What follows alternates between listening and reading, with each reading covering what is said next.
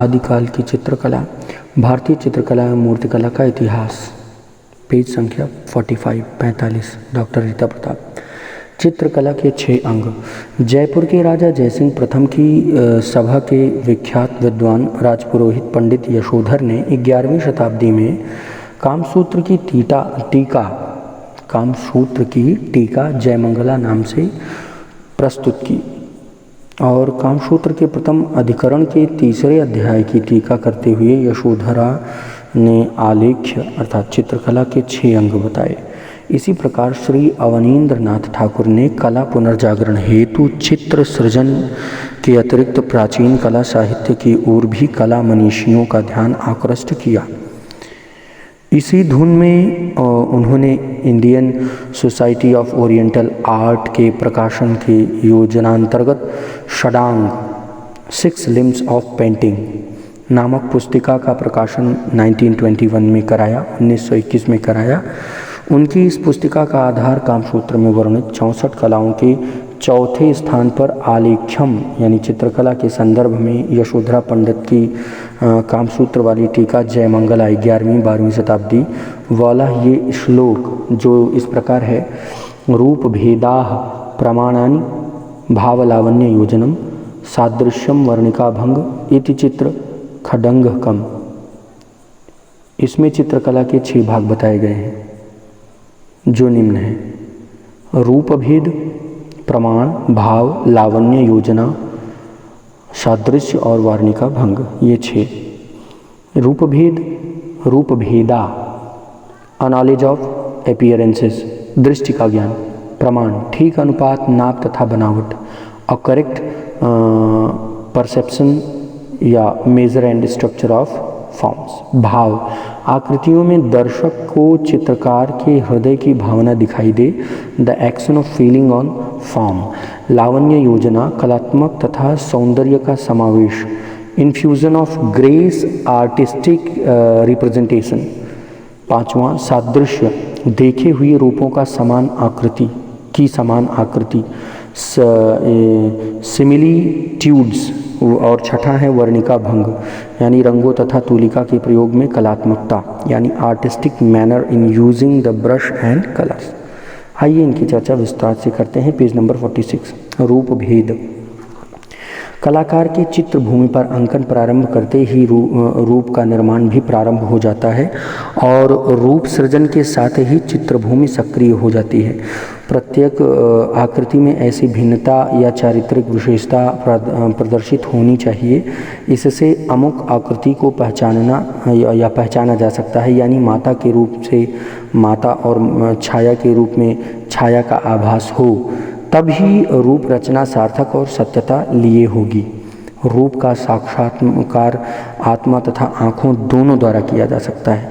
चक्षुओं के द्वारा हम किसी वस्तु की चौड़ाई, लंबाई, छोटापन, मोटापन, पतलापन, सफ़ेद या कालेपन का ज्ञान प्राप्त करते हैं, किंतु उस वस्तु में निहित व्यापक सौंदर्य और को हम आत्मा के द्वारा ग्रहण कर सकते हैं। सर्वप्रथम नेत्रों का संबंध रूप से होता है और धीरे धीरे हम उसे आत्मा द्वारा ग्रहण कर लेते हैं।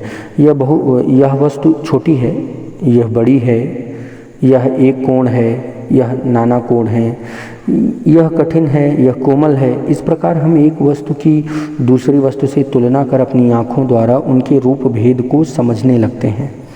किसी भी कलाकृति के बाह्याभ्यंतर यानी बाह्य और अंतर, बाह्याभ्यंतर की परीक्षा हम उस वस्तु को देखकर करें या मस्तिष्क के द्वारा करें, दोनों दशाओं में हमारे अंदर रुचि का होना आवश्यक है। जिस समय हम किसी वस्तु को देखते हैं और उसमें निहित रुचि हमारे भीतर की रुचि से मिल जाती है, तभी हम उस कृति की वास्तविकता, सुंदरता या असुंदरता का ज्ञान प्राप्त कर सकते हैं।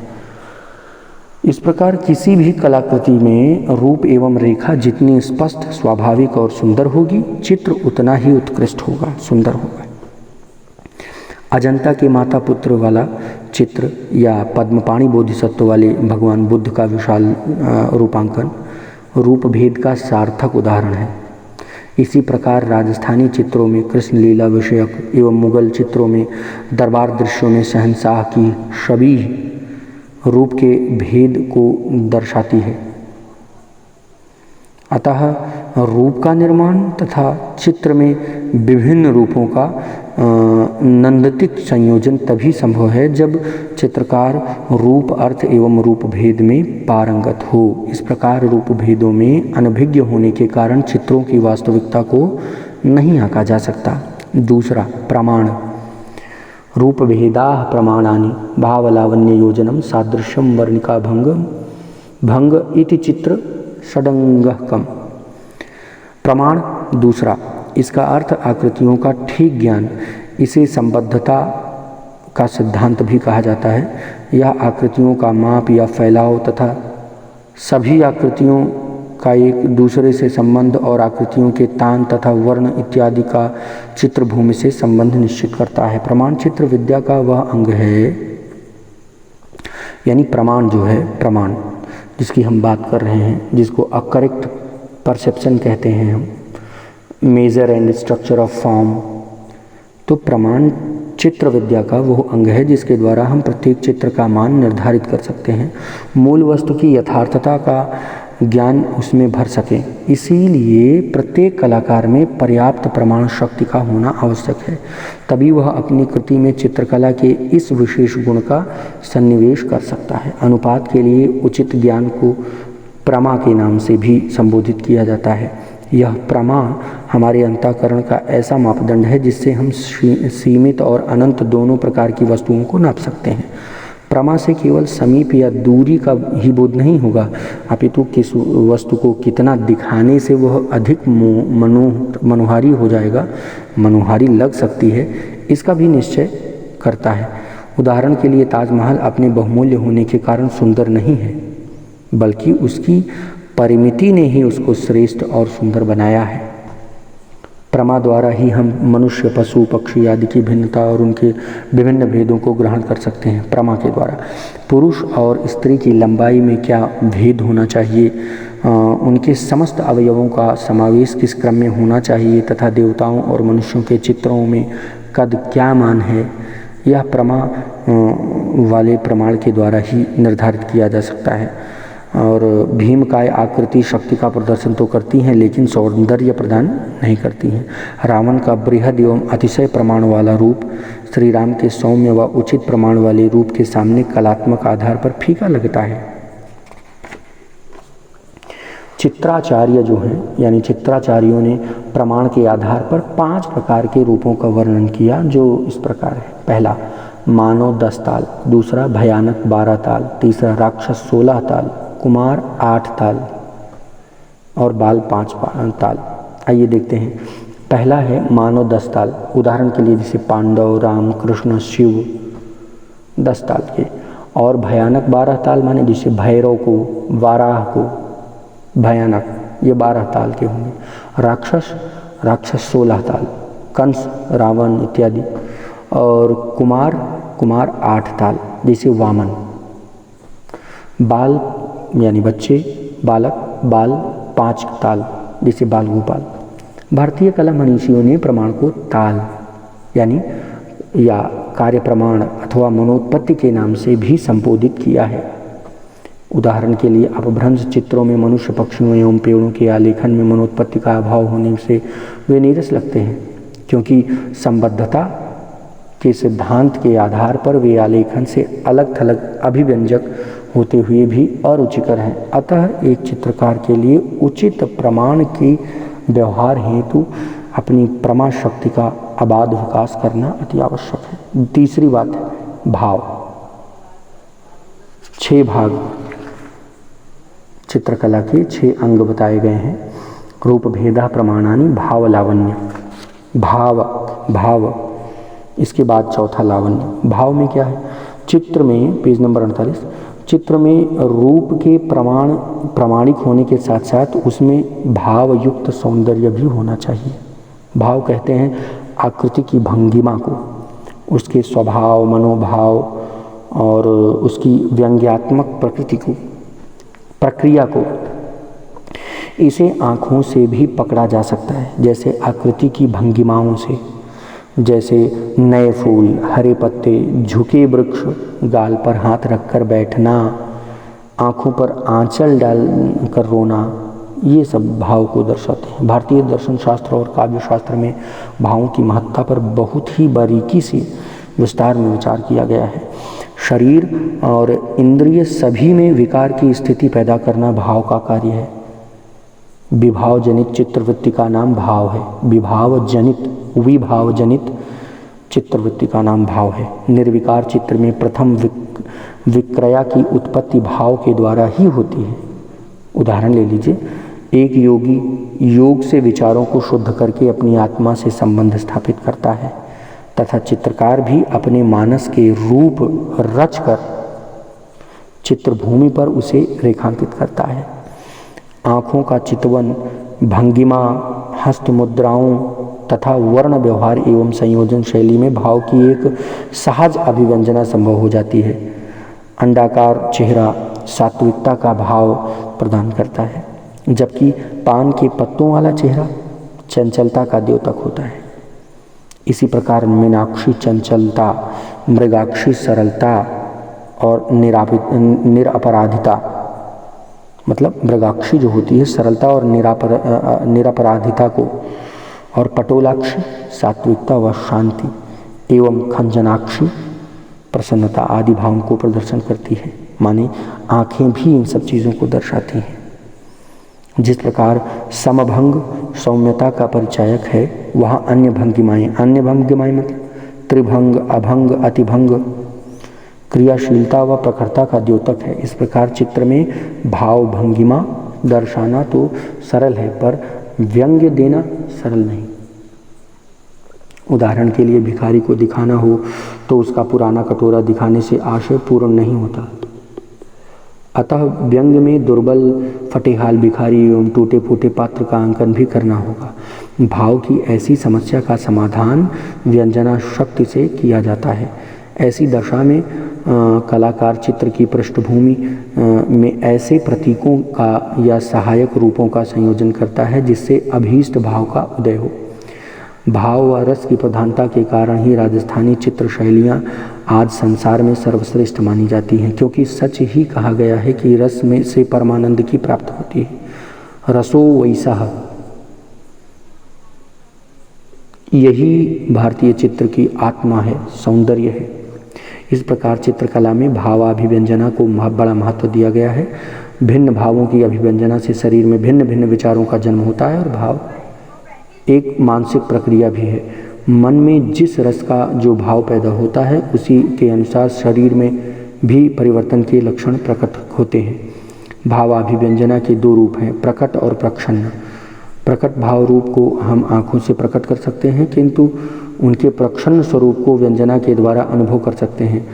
बसंत में नए फूलों व उनकी सजीव भाव भंगिमा में, समुद्र के तांडव गर्जन में, गालों पर हाथ रखकर बैठने में, आँखों पर आंचल डालकर रोने में, अस्त व्यस्त वेश के धारण करने में, पलकों का झुकना, अधरों में कंपन और हाथों में हाथ रखने पर जो भाव प्रकट होते हैं उन्हें हम आँखों से देख सकते हैं। चौथा है लावण्य। लावण्य मतलब कलात्मक सौंदर्य का समावेश, infusion of grace, artistic representation.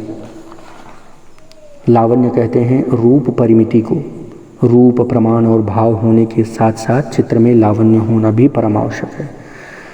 प्रमाण जिस प्रकार रूप को ठीक परिमित देता है, वैसे ही लावण्य भी परिमिति देता है, उत्कर्षता प्रदान करता है। जिस प्रकार भाव आभ्यंतर सौंदर्य का बोधक है, लावण्य बाह्य सौंदर्य का अभिव्यंजक।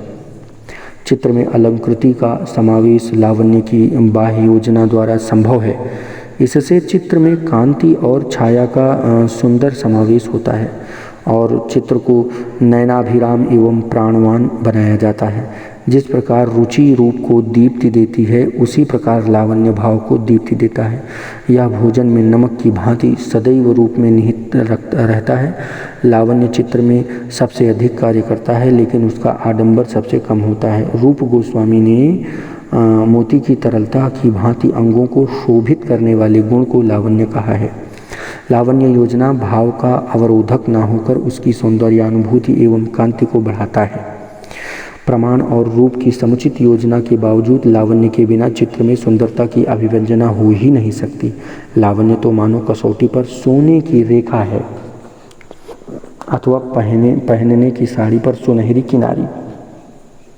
इस प्रकार रेखा व रंग जब आकृति में स्वयं ही जीवित हो उठे तो लावण्य की आभा एक मनुहार बन जाती है। उज्ज्वलन नीलमणि ने लिखा, मुत्ताफलेषु छाया अस्तर लत्वमिन्वान्तरा प्रतिभाति यंदगेषु तल्लावण्य मिहोच्यते। अवनींद्र ठाकुर की लावण्य की यह व्याख्या रूप गोस्वामी के अनुसार नहीं है। शरीर के अंगों की निर्मलता में सौंदर्य के छलक को ही लावण्य कहा जाता है। शोभा, कांति, दीप्त आदि इसी के अन्य भेद हैं जो अंगों की ठीक बनावट, अस्थियों और संधियों के उचित सन्निवेश और शरीर में काम, मनमथ के समावेश से उत्पन्न लज्जा की लालिमा आदि से संबंधित है। पांचवा है सादृश्य। सादृश्य मतलब देखे हुए रूपों की समान आकृति। सिमिलिट्यूड्स, सिमिलर, किसी मूल वस्तु, पदार्थ व भाव के साथ उसकी प्रतिकृति की समानता को दर्शाने का नाम सादृश्य है। सिमिलर है किसी रूप के भाव को किसी दूसरे रूप की सहायता से प्रकट कर देना ही सादृश्य का कार्य है। चित्र सत्य पर या कल्पना पर आधारित हो। चित्रित व्यक्ति या आकृति को दर्शक यदि तुरंत पहचान जाए तो सादृश्य सही माना जाता है। उदाहरण के लिए यदि हम कृष्ण या बुद्ध का चित्र अंकित करना चाहें तो हमें उसकी चारित्रिक विशेषताओं का ध्यान देना होगा। कृष्ण को बांसुरी व मोर मुकुट के साथ, तो गौतम बुद्ध को कटे केश और हाथ की मुद्रा, अहिंसा व संदेश देती हुई तथा भिक्षा पात्र लिए अंकित करना होगा। अवनींद्र ठाकुर ने किसी रूप के भाव को किसी दूसरे रूप में प्रकट करना या कर देना सादृश्यता उत्पन्न करना माना।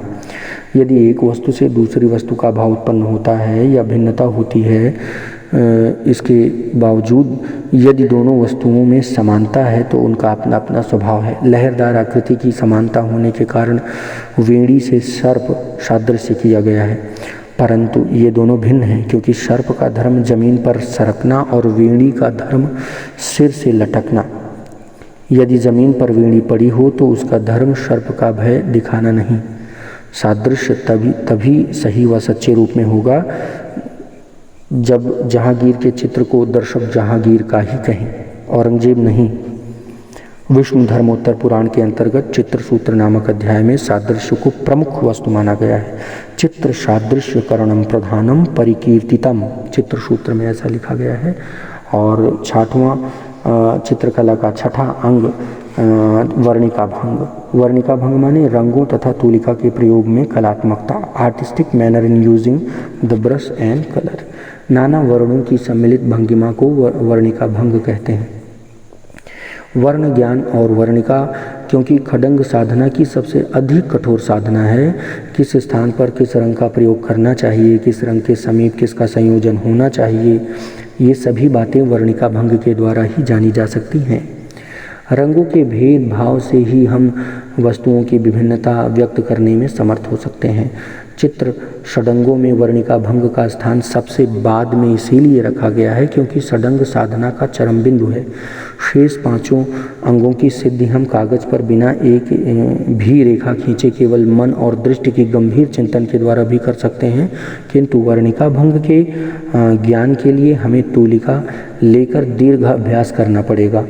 या यूँ कहिए कि वर्ण ज्ञान के बिना शेष 5 अंगों की साधना का हमारा सारा प्रयास ही व्यर्थ होगा। इसीलिए महादेव पार्वती जी से कह रहे हैं वर्ण ज्ञानम यदा नास्ति किम तस्य जप पूजनैः, वर्ण ज्ञानम यदा नास्ति किम तस्य जप पूजनैः। यद्यपि प्रमुख वर्ण 5 प्रकार के माने गए हैं, किंतु उनके सम्मिश्रण से सैकड़ों उपवर्णों की सृष्टि होती है। वातावरण में पाए जाने वाले पशु पक्षी पेड़ पौधे वृक्ष लता आदि विभिन्न प्रकार के चित्रों में रंगों का उचित प्रयोग होना चाहिए और यह चित्रकार के लिए जानना जरूरी है और इनका ज्ञान वर्णिका भंग की साधना के अभ्यास से ही संभव है। कलाकार के लिए रंग का ज्ञान होना ही पर्याप्त नहीं, इसके रूप और तत्व को भी जानना होगा। उदाहरण के लिए फूलों को केवल रंगों द्वारा ही नहीं अपितु उनके सौरभ को भी दिखाना होगा। इसी प्रकार सूर्य की किरणों का रंग दिखा देना ही पर्याप्त न होगा, उनके सुबह दोपहर संध्या के समय उनका उत्ताप कैसा होता है यह दिखाना भी आवश्यक होगा। वर्ण ज्ञान का आशय यही है कि और इसीलिए वर्णिका भंग चित्र के खड़ंगों में सबसे कठिन साधना होती है वर्ण ज्ञान। उदाहरण के लिए मुगल चित्रों में परदाज, अजंता भित्ति चित्रों की चित्रभूमि प्रविधि और उड़ीसा के ताड़पत्रों का लेखन इत्यादि के लिए अत्यधिक कौशल की आवश्यकता होती है। इसीलिए मुगल तथा राजस्थानी चित्रों की प्रतिक्रियाएं या प्रतिक्रिया